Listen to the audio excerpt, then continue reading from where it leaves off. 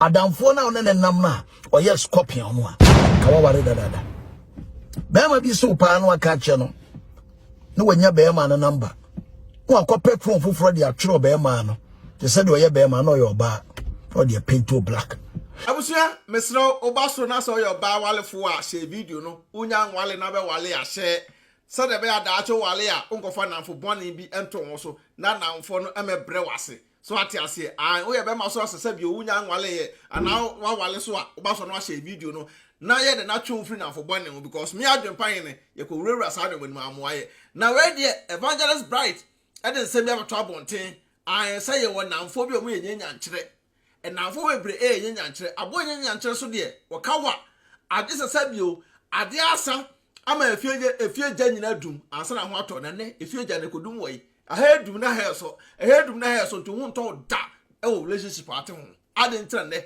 amafo we bre kwa wale anche na egu obi awale a wo koso no sabio eye odadwene ye matie Evangelist bright I Germany ne nsem yo da to bonten about adamfo ye scorpion ebi ka mi o no ka me no me bre rough but ne adwome no me ho atom papa ntimi da ye futu ntu so tie bi na mu a wate yenko tie mra ye wonipa bi wo ho a ye fen enyanya nkyere scorpion ne hu ehu tripa jani bi ade hwe wanim te se de o ma ba na oye nwa ba na nimu no eye primary onya wo bekawo oye pretender hwenipa oye scorpion na ntie yie na no bro eye hu obi oye scorpion wa brabo mu bia na oye pretender o pretende so do o pretende se ne yonko pa ne enkanka mo hie nipa mu o pepa ho na ono odi agora hodo ba ni mudie na wo muna scorpion friendship is very dangerous obi o pretende pa so do o po so we na damfo pa ba wonim bro no gina ho a mo di nkoma kama no oyonko ba ko gina nche ho no wasi ni ti ase aka ho asema kire no na wase pagya ni tail no ni bia no e de ahwe woni no ayo se nwa. You're very careful conform your dangerous people, the pretenders, they are very dangerous. Scorpion relationship ono one nam obo wawari ahwete ono one nam obo winshiregu ono one nam obreki wo manshira ono one nam o ka ho bone o se wo kire be ma o peso ware wo no unim sese nya scorpion relationship na wo no a adamfo na one ne nam na o ye scorpion no a ka waware dada bema bi so pa no aka kye no na wanya bema na number no akɔpɛ phone foforo de atwere bema no te sɛ de oyɛ bema na oyɛ oba no de paint black nti wa mani hu na wu hu ye kwa ye ban ya ho kyerɛ nyinaa ɛyɛ scorpions relationships anya nkyerɛ yonko fa anya nkyerɛ nantie na no aboa bie no ɔkawa ɛya ɛkyɛn anya nkyerɛ scorpion what else no ya madam for partners so the odi me scorpion relationship mo wani na ho me di majuma bi ja scorpion bi na the bible to so no ye scorpion ko gu majuma no jaka to ho di majuma no asidan ene na ire ne matim di me start ya me ye di majuma no kura no me nya nwiye but odi me majuma no mfie mi no pe asidan kakra scorpion man of god or the bible ne baye nti na dia me di je oni obi ba wabrabo ma hweyie yesu su gini padi wo gini padi do adwoa wo gini padi too much anjini pani bebre wonya adamfo ba akopɛ na na de wura fie obi ba wabrabo ma na wo kan wo ma honsem obi ba wabrabo ma na wo kan project wo ne ma kyerɛ no obi ba wabrabo ma na wo di wo ho dance ya kyerɛ no hwɛ ene tie me wani ngwase ye powder bi ne friend Saturday night wani ngwase will be Saturday night or the bonenim e de bone no fontem koda ni kunachi nti hweye emfa nipa nyina enma wo nkyɛn ntwe nipa nyina ngura ofie na obi oyɛ scorpion no oba na sinyina guso o di ante da papa sister many about prekopeno but with scorpion. Be very careful with the scorpion relationship. Scorpion relationship. akum nipa bebre break nipa bebre wa Abrokyire ha me de ho kobo scorpion bi o say me krata di kan o say de toso mienu kopem bra me twa me ho firi no ansa na me tumi meki nti na de me di gya oni hwe scorpions yie na o mo kawa ayaya scorpion bi beti ba bi o ye scorpion o pe ono wada keke ono dana wo ba ko wi a na bo nsesa otimi kanipa bema bi a scorpion. What if say ma bebre pretend wo ma wari nti so de o manage pa o manage because when scorpion bema na te. So ko wari scorpion ni a when nje da bia obefon obeye basa. What if say ma bebre enya depression na fi scorpion men bi o mani o mko try. So ko wari bema o ye scorpion wa. Ono wo ba ko mi no na watu dan kwara ne dem. Anadwo oda ho no ne mpra e di nkomo with the telephone so. Scorpion ni bema obeti wakoma men wo because of a scorpion man and pretend a mabontin beji wani na fi owira ho fi ho pie so be wo scorpion marriage no pie kwa bontin obi a scorpion obi o baibon sam na ofiefo ahye da connect to the one man so onkun enwuom mema ntanwu aware mu man tanwu aware mu because bema odim konya mpana foforo na o hye wa chele oba Africa ni ba wonya allowed this a mako ndin scorpion marriage mo mengu wo ye bema so amen scorpion marriage mo engu me kama be nkum ne ni fanyinara oba timi ye scorpion ba scorpion se wa Abrokyire mo ne ye bema nti ma mo mani na ho enche na manya brain issues me ma de che bema tim ko jira bonte park so twabe no odi no komo hey oba anye sa oba meet scorpion mana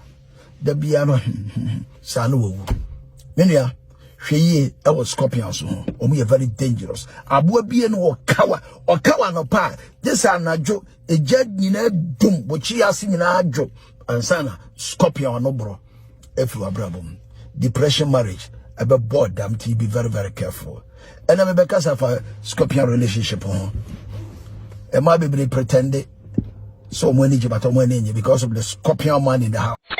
Auntie is in from you. Hello? Auntie is mo we POP no. And the TV unit no. Na few painting no so eh. Hey, and the company near come and ask for enterprise na. And who pictures was na mama. Okay, mama share. Hey, wow. I didn't ever say. Akwe me fi look come and ask for enterprise. Hey, wait a minute, could do 1,000 sister. Na mister there. Ne da na wo se na ask for enterprise. I don't go in POP if you painting ni bibia de man. Hey, auntie is in a me shira. Where the woman ask for enterprise. Why me fear ne come apart. Me come sister. Bra, what drew Hanum? Okay, and show bedrew how on. Or maybe a POP no. I must send you pictures. Yeah, and time for pictures in the batch and I made them poor call pet them. Sa, I have a Mr. Fabrem, yan and tem, too many kawaii, and I made them a show me in a hair chair. Why? Hey, sister. Yeah, me come POP in the way. Ah, sister, so to. Mr. Punk up and that's for enterprise, sister. Me so POP in the party. Sister, T, what the POP no share and a POP will POP and on my end. TV set no so. TV set no so. Now kitchen no so. Kitchen no so. Sister. No my if you want to be and that's for enterprise. Usifie na person me POP ma wa. And that's for enterprise you POP amount. Almost a TV unit account. Almost a to your house na. And that's boy besa your kitchen amount. And that's boy assign I do windows assign she wo dan mu glass na window no komo ya sister. What to type open. Normal estimate na omo to 70%. Yeah, so sika nya we de omo number wa he. Omo number ne good screen so etwagu no. Omo number ne good so etwagu ntimi sra and that's boy enterprise. And once obekira omo say Adwenepahene TV na say be. POPs di omo your POPs number 1. POP looking con na ni ade de wo. And that's for enterprise or charge you ria or no one ko fa na nyoma efiri baby Abrokyire e de ba Ghana. Wow. Na almost sanu afo na POP mami hwe POP si we na sister mesra wo dan na wo si no mesra nya mistake fa come and ask for enterprise baby be fa show mo sana ko da kitchen TV set bibia wow POPs large system ni bibia o mesan atofo glass bibia ma na Windows be efe sister anasbo enterprise there mesrew omo ye King Kong dream ka na me ba be ka kire no mesrew ma me ye nam de me na ye na kona ko from the wo kwa edima refi Adwenepahene Bekiti benya discount kama oh anasbo enterprise omo ye King Kong sister na ko be pay me say bra ka me ba wo Ade. asema atome me say mabusuafo afre me enyo ya ka kire me say me dan na me boss 1 month ago no enyunugu awuda na wusi ne Ghana no me say enyunu ana say one for company papa company never na ko for sister Ade wanted Destiny Roofing and Steel Trusses enka omo ye hefa Destiny Roofing and Steel Trusses omo Ghana sister e ban down so border number 1